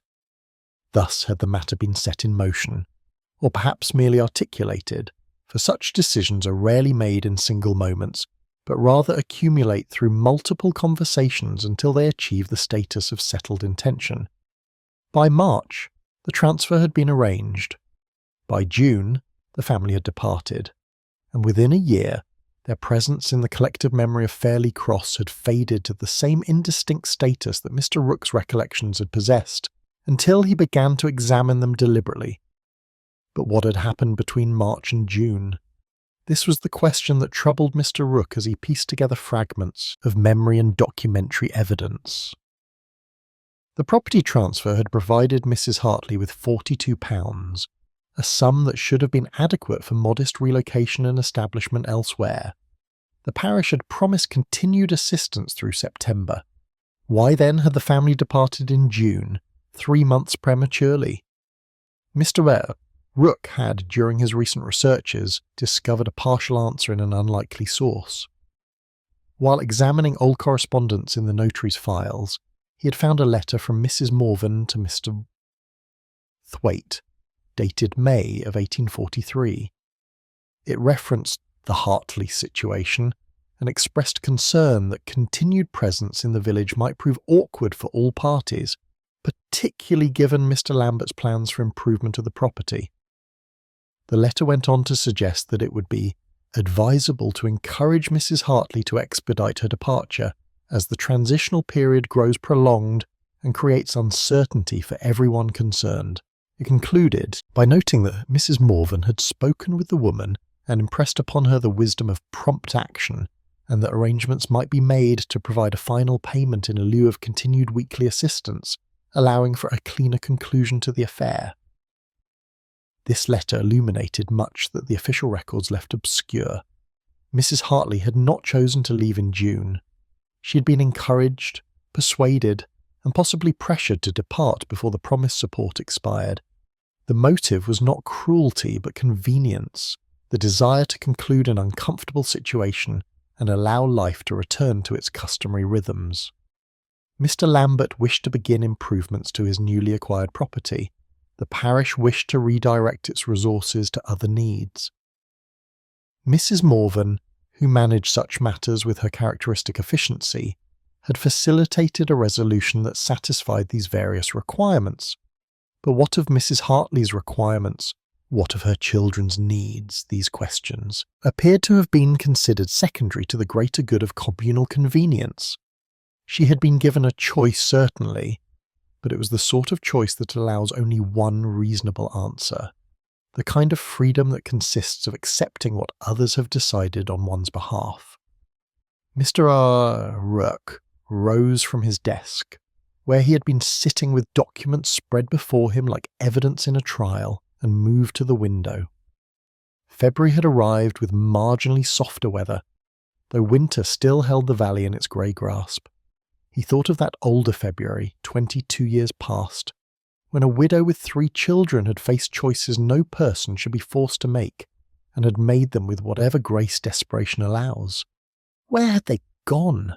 Had the £42 and the final settlement payment proven sufficient? Had Mrs. Hartley's sister truly existed, or had that detail been a comfortable fiction that allowed the town to believe the family had landed safely? These questions had no ready answers, and Mr. Rook understood that answers might no longer be obtainable. Time had passed, people had scattered, and the truth might have been buried beyond retrieval. Yet the attempt to discover that truth, he felt with increasing conviction, was itself a form of justice, belated though it might be. To remember honestly, to acknowledge what had been done even if it could not be undone, this was at minimum a moral obligation to those whom the town had failed. The winter of 1842 was poorly remembered by most, reduced to vague recollections of cold and hardship. But for the Hartley family, that winter had been transformative, not in the sense of growth or improvement, but in the sense of dissolution and displacement. They had entered it as members of the community, however marginal. They had emerged from it as exiles, forced to seek lives elsewhere while the place that had been their home forgot them with remarkable speed. This was what settlement had meant. This was the price of peace. And Mr. Rook, standing at his window while dusk settled over the valley, understood that he could no longer accept that price as reasonable, even if others continued to do so. Chapter 8. The Quiet Cost of Keeping Peace. Peace, the most desired of social conditions, possesses a price that is not always equally distributed among those who enjoy its benefits. Some contribute more, some less, and some pay in currency so intangible that its expenditure goes unnoticed by those who count only in pounds and pence. Mr. Daniel Rook had kept peace in Fairlie Cross for more than 20 years, not through the dramatic sacrifice of his own interests, but through the quieter and perhaps more corrosive practice of bearing witness to injustice while maintaining the appearance of equanimity. This was the realization that came to him during the grey weeks of February, as he moved through his daily routines with outward normality, while his inner understanding underwent a transformation as complete as it was invisible to casual observation. He attended to his duties at the notary's offices with his customary precision. He acknowledged his neighbours with appropriate civility. He appeared to all who encountered him to be precisely the same Mr. Rook who had walked these lanes and occupied these rooms for the better part of his adult life. Yet he was not the same, and this difference, though imperceptible to others, weighed upon him with increasing heaviness. He had become aware of his own complicity in a way that made continued silence feel less like discretion and more like participation. He had kept the town's peace by keeping its secrets, and in doing so had perhaps prolonged an injustice that honest acknowledgement might have remedied years earlier. The cost of this peacekeeping manifested itself in small ways that accumulated into a burden he had not previously recognized as such. There was the careful navigation of conversations, the perpetual vigilance required to avoid topics that might prove uncomfortable. There was the suppression of observations that, however accurate, would disturb the settled understanding of past events. There was the loneliness of knowing what others preferred not to know, and the peculiar isolation that comes from possessing truth in a community that has organised itself around convenient fiction. Mr. Rook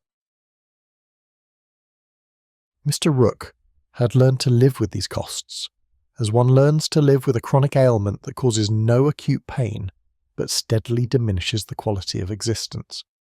He had told himself that silence was wisdom, that discretion was kindness, that allowing the past to rest undisturbed was a service to the living. These justifications had sustained him for years, allowing him to meet his own reflection without flinching and to sleep without persistent dreams of things left undone. But the Christmas Eve incident had fractured this accommodation. The appearance of Mr. Whitmore's document had been like a stone thrown into still water, creating ripples that spread outward and disturbed sediment that had settled into comfortable patterns. The town's immediate response, that swift and collective movement to contain the disruption and restore tranquility, had revealed to Mr. Rook the mechanism by which peace was maintained, and he found himself troubled by what he had helped to perpetuate. He was not alone in bearing costs, he came to understand. Others in Fairleigh Cross carried their own burdens of uncomfortable knowledge, though they might articulate them differently, or perhaps not articulate them at all.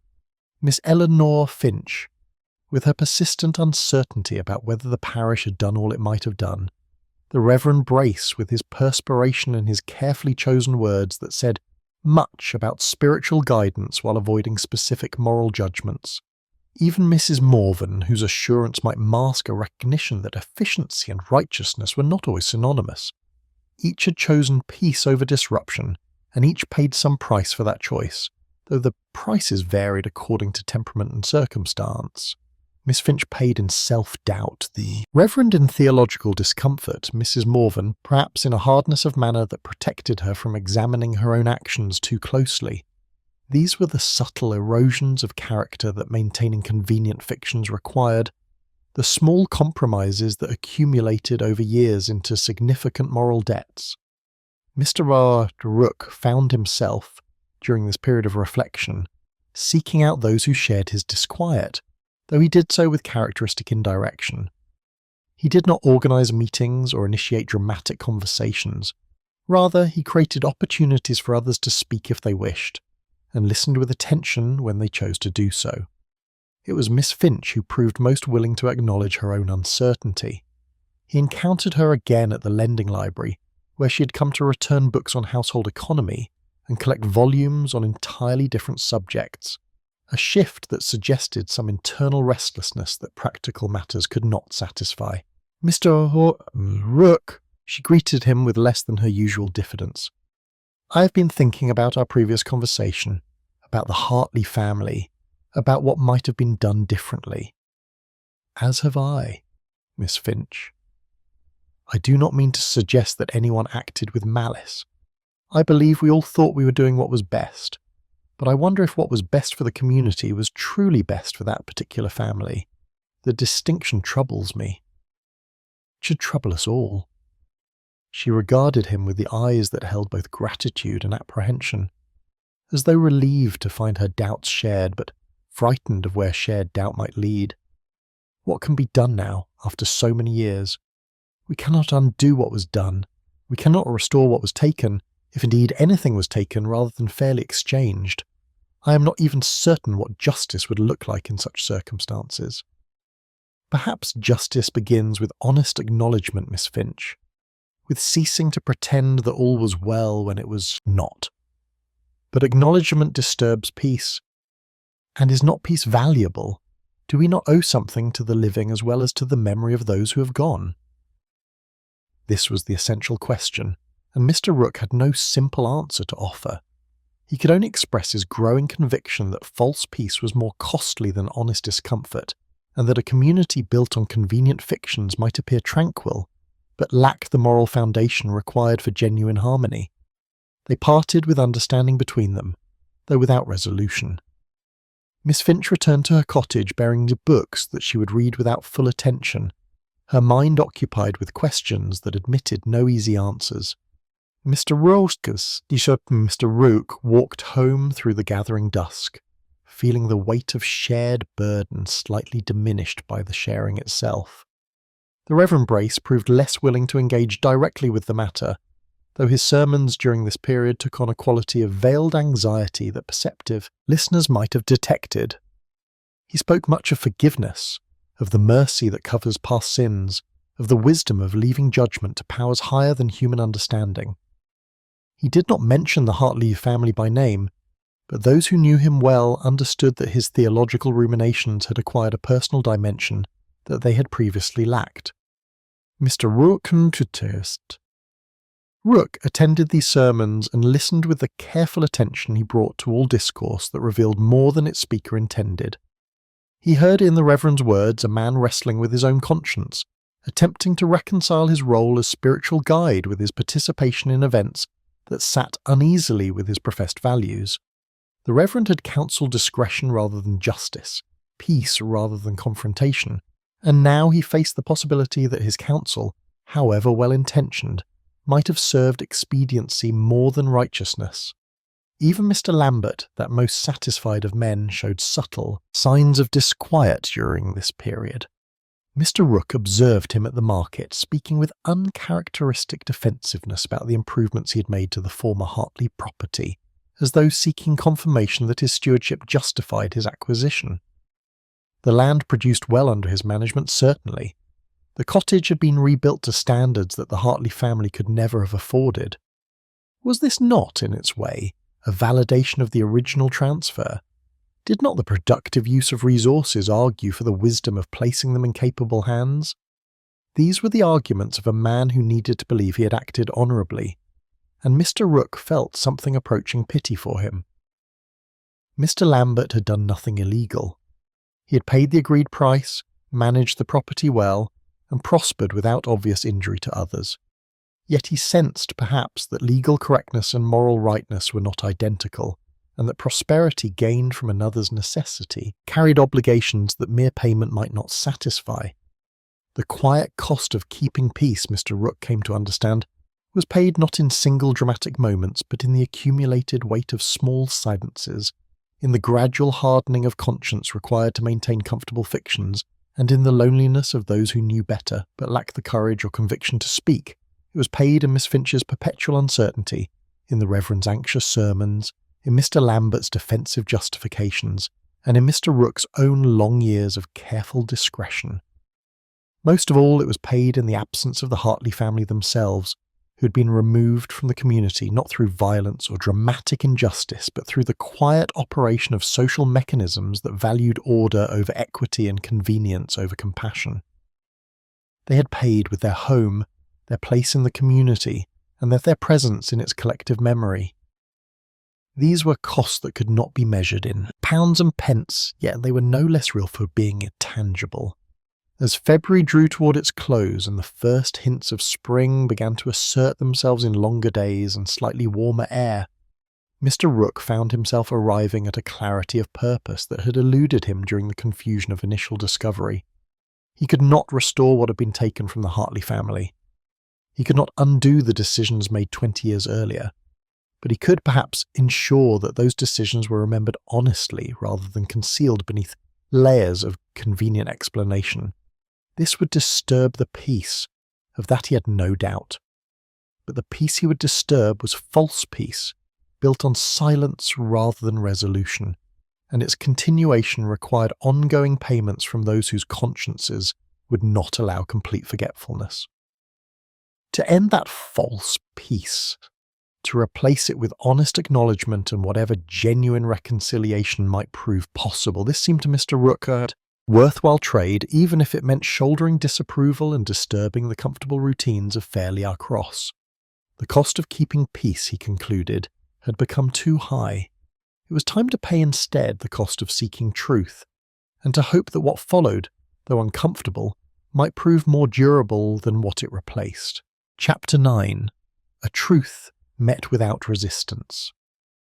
There are moments in the course of human affairs when truth, having waited patiently in the shadows for its proper season, steps forward into light with such quiet inevitability that resistance seems not merely futile but unnecessary. The assembled parties look upon it not with shock or denial, but with something approaching relief, as though they had been holding their breath for years and may finally exhale. Such moments are rarer than dramatic confrontations, less memorable than righteous declarations, yet they possess a quality of resolution that more theatrical revelations often lack. March arrived in Fairley Cross with weather that suggested spring's approach without fully committing to it, alternating days of pale sunshine with returns to winter's grey persistence. It was during one of the milder mornings, when the air held a softness that invited outdoor activity, that Mr. Daniel Rooke arranged to call upon the Reverend Brace and Mrs. Adelaide Morven together, ostensibly to discuss parish accounts, but in truth to bring before them the matter he had been examining these many weeks. The meeting took place in the rectory's study, a comfortable room lined with theological volumes that gave every appearance of being more decorative than consulted.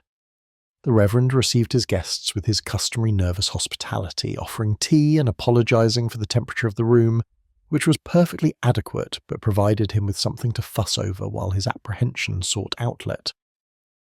Mrs. Morven arrived punctually, settling herself in the most substantial chair with that air of command which accompanied her everywhere, though Mr. Rook detected in her expression a wariness that suggested she had anticipated something of what was to come.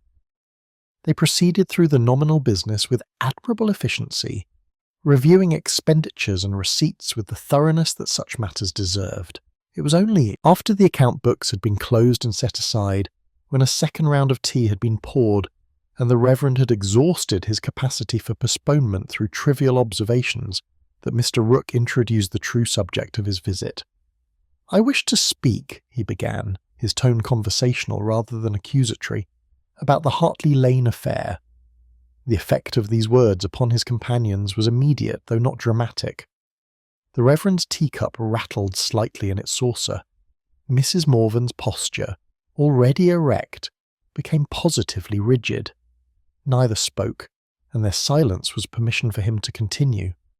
"I have spent recent weeks examining records and refreshing my memory of events that occurred more than 20 years ago.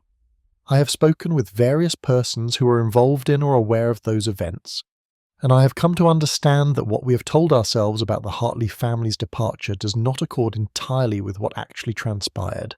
Mr. Rook," Mrs. Morven began, her voice carrying warning, "I trust you are not proposing to disturb settled matters based on partial understanding and youthful idealism." "I am proposing only to speak plainly about what we did and why we did it. Not to condemn, Mrs. Morven, but to acknowledge." The Reverend set down his teacup with trembling hands and addressed Mr. Rook in tones that mingled appeal with resignation. "What purpose does such acknowledgment serve? The family has been gone these 20 years. We cannot restore what was lost, cannot undo decisions made in different circumstances. Why resurrect old sorrows? Because they are not old, Reverend. They are present still, carried by each of us in different ways. Miss Finch bears them as uncertainty. You bear them as theological discomfort. I have borne them as silent knowledge. These are not old sorrows, but ongoing ones, unresolved because unacknowledged." Mrs. Morven regarded him with an expression that might have been anger or might equally have been respect for a worthy opponent. When she spoke, her voice had lost some of its imperious quality, becoming instead merely weary. "Very well, Mr. Rook. Since you insist upon plain speaking, let us speak plainly. What is it you believe we did that requires this belated examination? You managed the departure of a vulnerable family whose presence had become inconvenient. You did so not through obvious cruelty, but through the application of social pressure, economic necessity, and the withdrawal of promised support. You justified these actions by telling yourselves that the outcome served the greater good, that the family would find better prospects elsewhere, and that the community would benefit from the resolution of an uncomfortable situation." "And were these justifications entirely false?" Mrs. Morven asked, though her tone suggested she already knew the answer. "They were not entirely true. The compensation was inadequate. The support was withdrawn prematurely, and the family's subsequent fate was never verified, because doing so might have revealed outcomes that would have troubled the comfortable narrative we constructed." The Reverend rose and moved to the window, his back to the others, his shoulders slumped in an attitude of defeat or possibly relief. When he spoke, his voice was barely audible. "You're correct, Mr. Rook.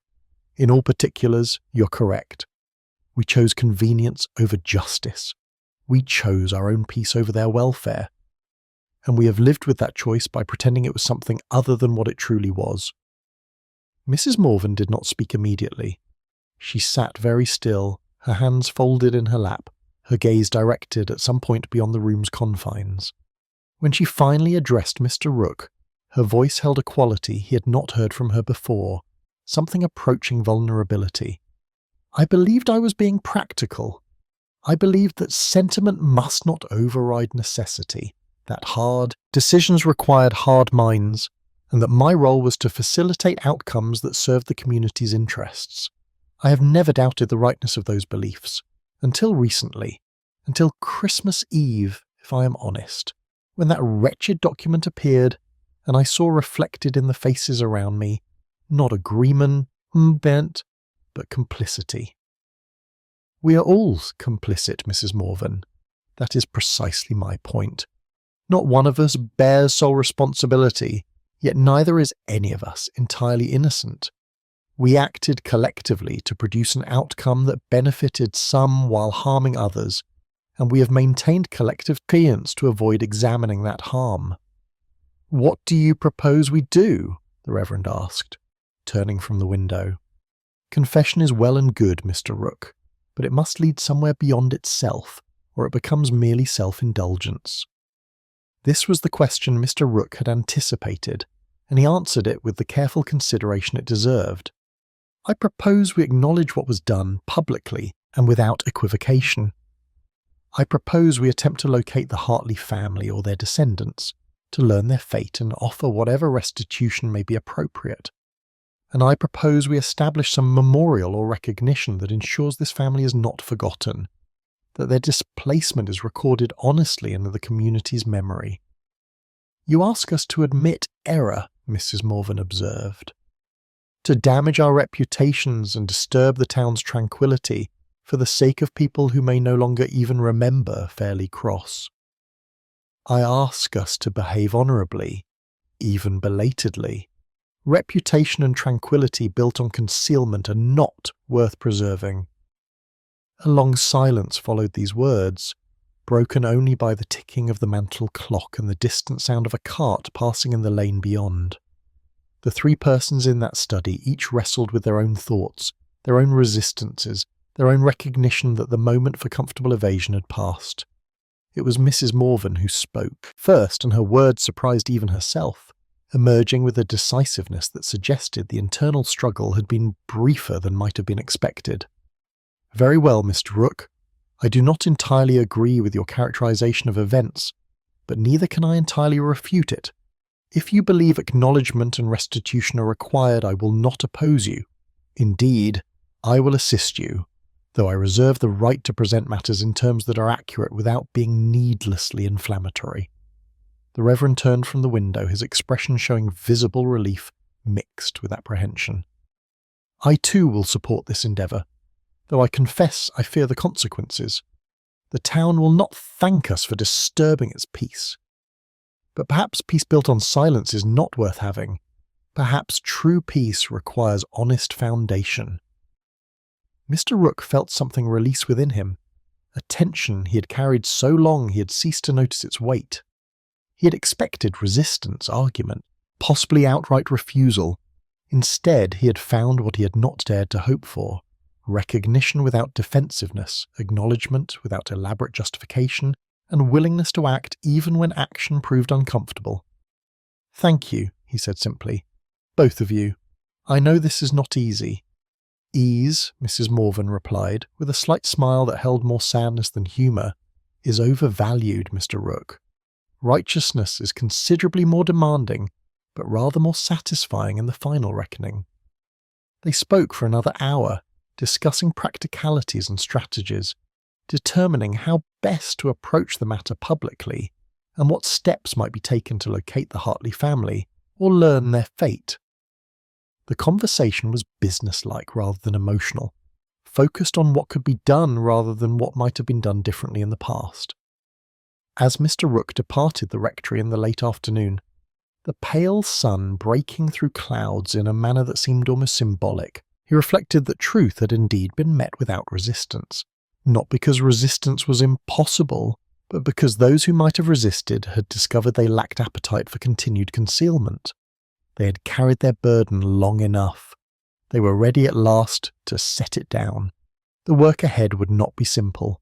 The town would need to be persuaded, explanations offered, resistances addressed. But the essential transformation had occurred.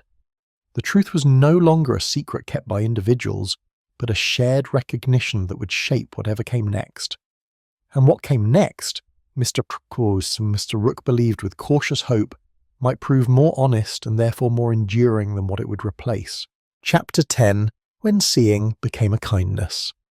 Spring arrived in Fairlea Cross with that gradual insistence which characterises the English seasons, neither dramatic in its announcement nor reluctant in its coming, but rather proceeding with the steady assurance of natural processes that require no human permission to unfold. The hedgerows budded green, the river ran clear and quick with snowmelt from distant hills, and the inhabitants of the valley emerged from their winter quarters with the tentative optimism of persons who have survived hardship and may now permit themselves to consider brighter prospects. It was during these first weeks of genuine spring that the matter of the Hartley family was brought before the community, not through dramatic proclamation or public confrontation, but through the quieter mechanism of steady conversation and careful explanation. Mr. Daniel Rooke, with the support of Mrs. Adelaide Morven, and the Reverend Lionel Brace, undertook to speak with various persons of influence and standing, presenting the facts as they had been discovered and proposing actions that might serve as acknowledgement and restitution.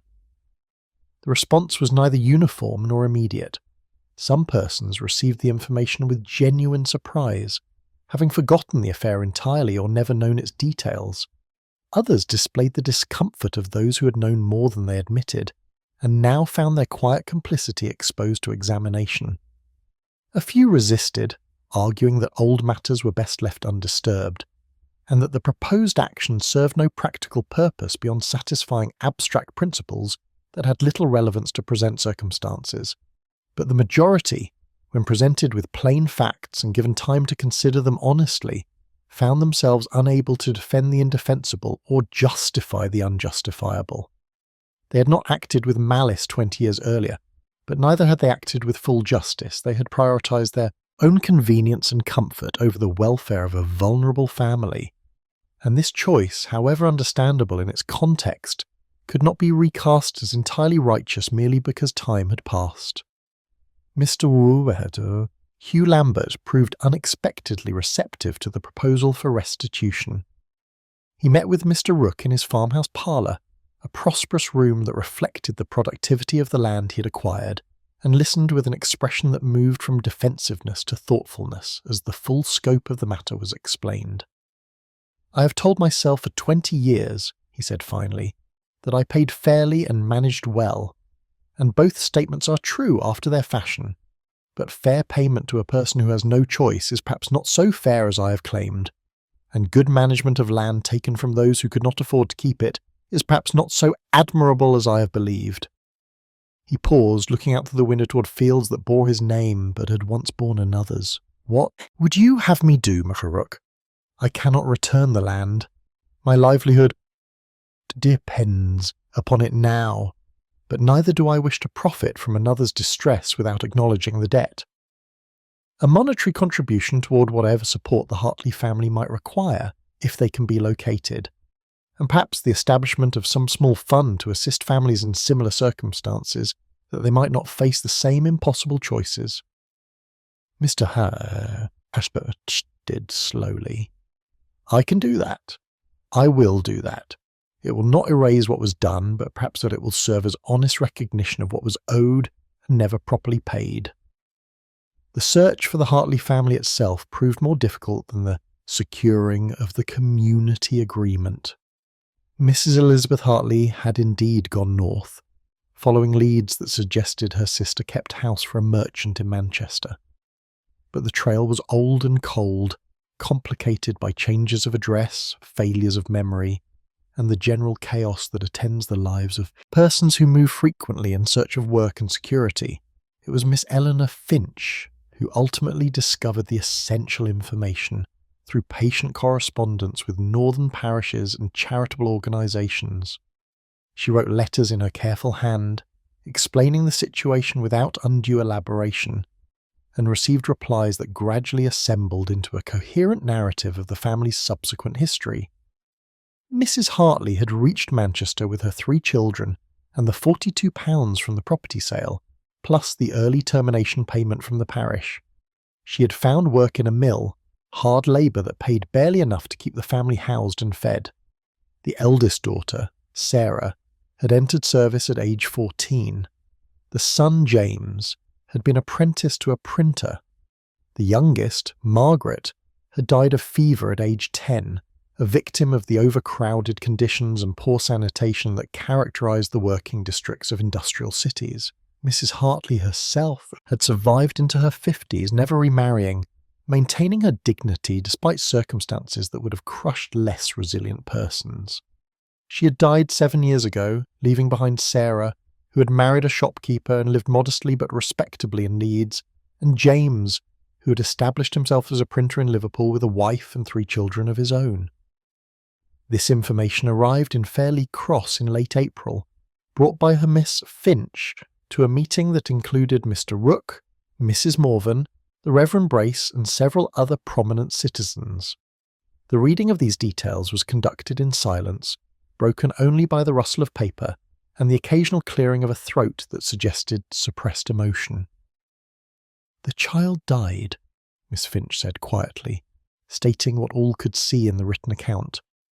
"Little Margaret died in circumstances that might have been avoided had the family not been forced to leave. I do not mean to assign blame, but neither can we pretend this. Outcome was inevitable." No one disputed this observation. They sat with it, allowing its weight to settle upon them, understanding that acknowledgement required accepting not merely abstract error, but concrete consequence. Mrs. Morven, whose voice when she spoke held none of its customary authority, but rather a quality of humbled recognition, addressed the assembled group. "We cannot restore the child.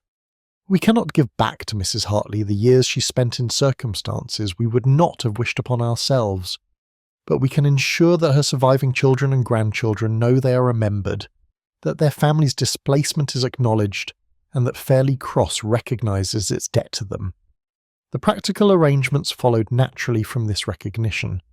A sum was collected from the contributions of various citizens, Mr. Lambert's being substantial but by no means exclusive. Letters were written to Sarah Hartley, now Mrs. Sarah Penrose, and to James Hartley, explaining the circumstances and offering both monetary restitution and formal acknowledgement of the wrong done to their family. The responses, when they arrived, were gracious beyond what might have been expected. Sarah wrote that the money would be welcome, certainly, but the acknowledgement meant more.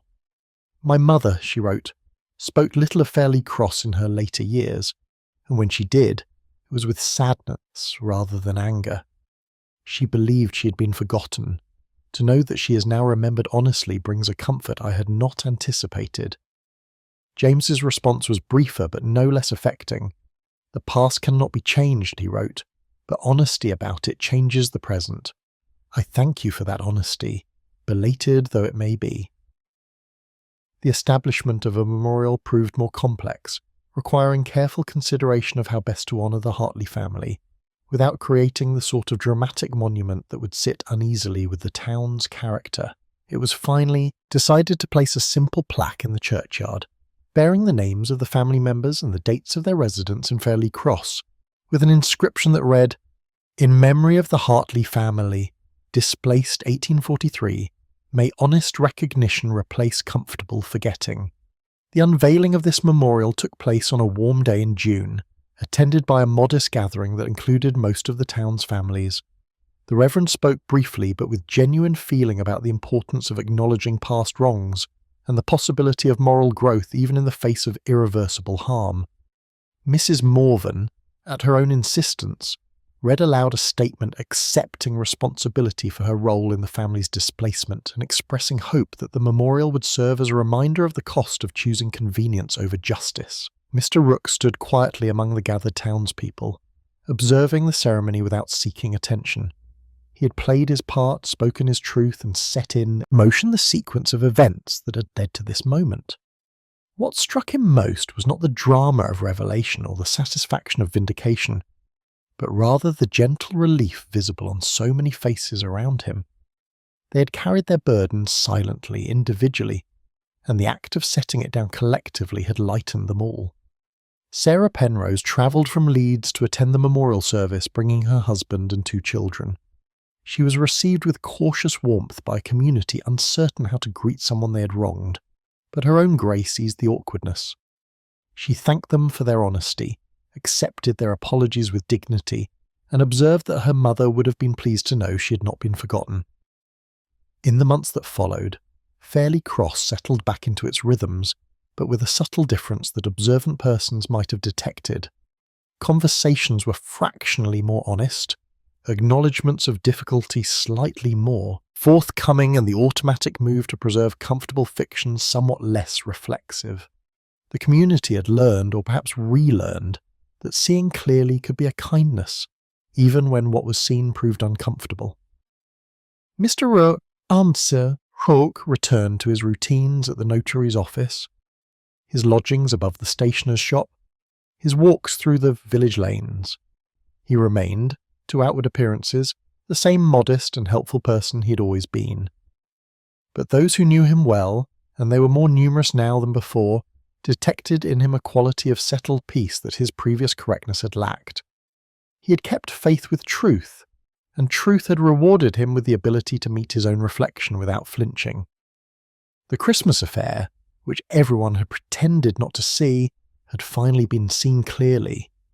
The seeing had not solved every problem or healed every wound, but it had replaced false peace with honest recognition, and in doing so had demonstrated that communities, like individuals, grow not through the concealment of error, but through its acknowledgement.